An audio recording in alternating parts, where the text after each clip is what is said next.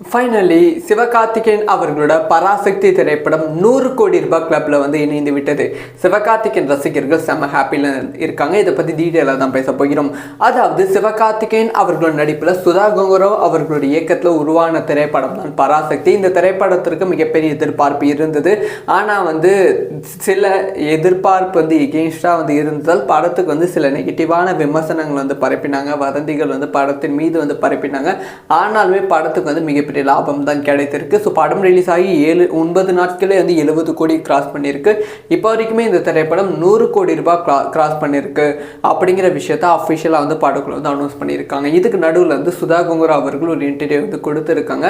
அதில் அவங்க என்ன சொல்லியிருக்காங்கன்னா, நம்ம ஜெயிலர் திரைப்படம் பார்த்துருப்போம். ஸோ ஜெயிலர் திரைப்படத்தில் அதிகமான கேமியோஸ் இருக்கும்.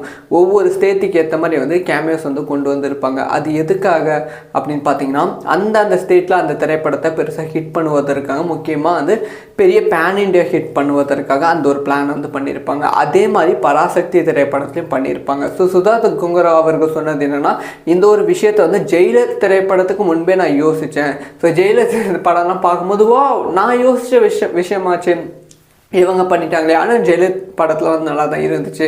அதனால தான் பராசக்தி திரைப்படத்துலையும் அதை நான் இம்ப்ளிமெண்ட் பண்ணேன். ஆக்சுவலாக பராசக்தி திரைப்படத்தில் விஜய் தேவர்கொண்டாவை நடிக்க வைக்கணும் ஆசை இருந்துச்சு, சின்ன கேமரோவில்.